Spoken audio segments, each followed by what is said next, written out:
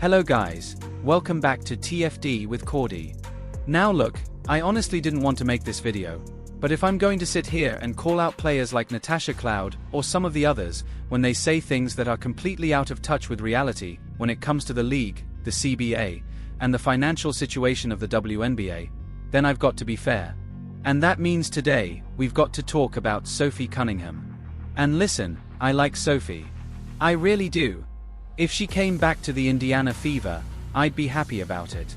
And even if she ends up on another team, yeah, I'll probably still watch some of her games. She's entertaining, she's competitive, and she clearly understands how to build a brand off the court.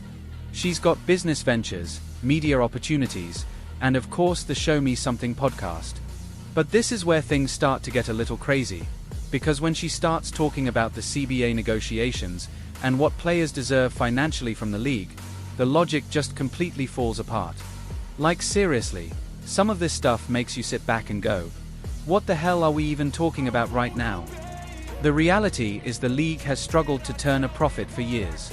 In fact, there's still debate about whether the WNBA has even turned a profit yet. Maybe this year, maybe. But we still don't know for sure. Yes, players finally received a revenue-sharing bonus, which suggests things are improving, but that doesn't suddenly mean the league has unlimited money to hand out.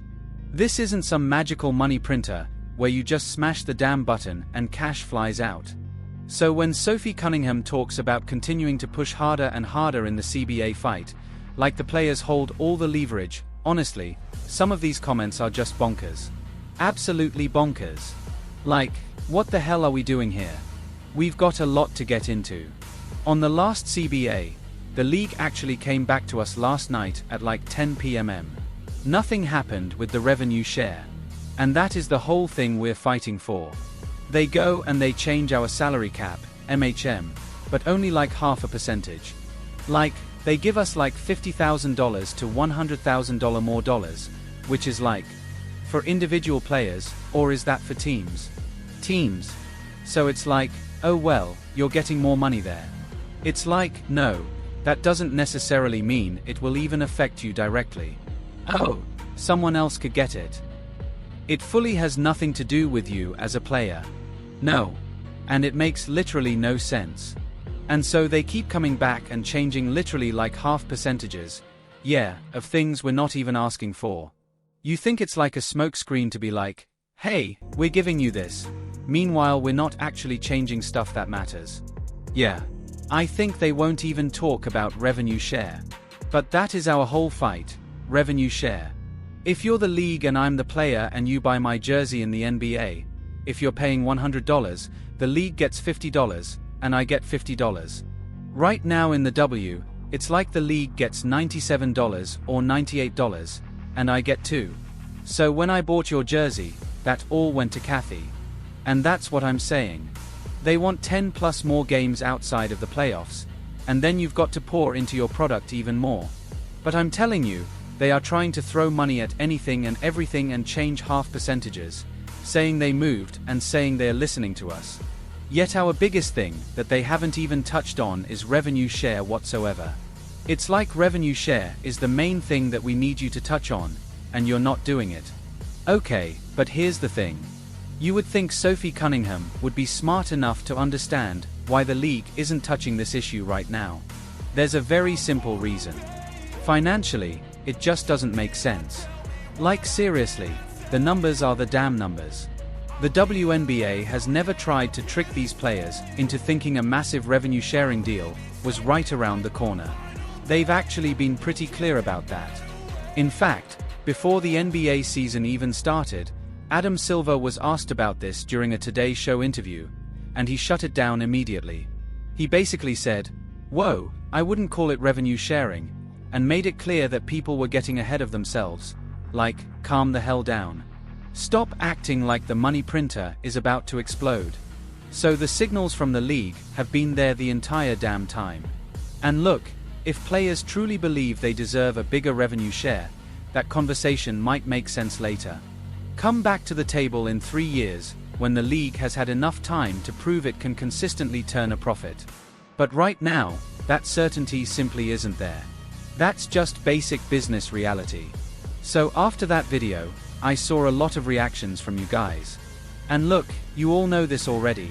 I've been a big Sophie Cunningham fan for a long time. That's why this whole situation is honestly pretty shocking to me.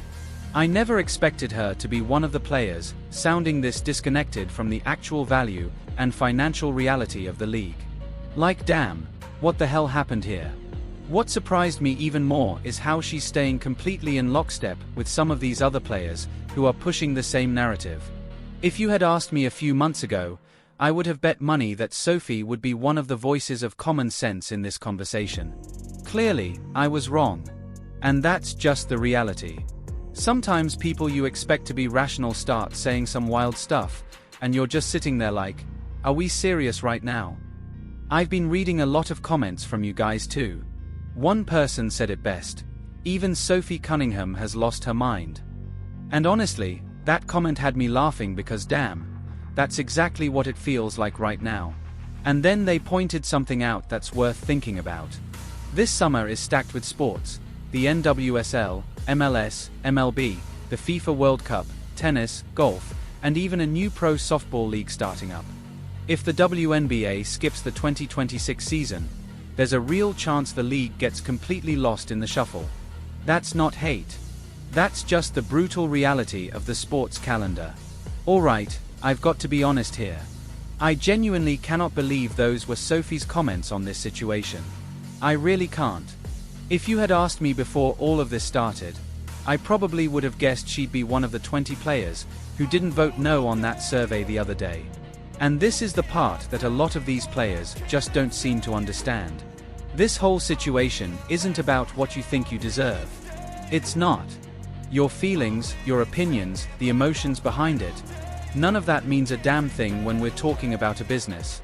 What matters are the actual economic numbers, and whether the deal being proposed makes financial sense for the league. You have to take the emotion out of it completely because at the end of the day, the money either exists or it doesn't. It's really that damn simple. And I was reading an article in the New York Daily News the other day, and there was this line claiming that the majority of fans are standing behind the players in these negotiations. And I'm sitting there thinking, really? Because if you look at the comment sections online, it feels like the exact opposite. 8 out of 10 comments are basically telling these players, you might want to take the deal that's on the table before this whole thing blows up. Right now, the players are kind of on an island with this stance. They are. And continually turning down deals doesn't suddenly make them look brave, stunning, or courageous. At some point, people start asking whether the strategy actually makes any damn sense. They keep saying, well, the league hasn't addressed revenue sharing yet. That's what we care about. Okay, but what the hell makes you think that's suddenly going to change right now? If the financials aren't there, they aren't there. It's not complicated. Stop pretending like the maths is going to magically change overnight.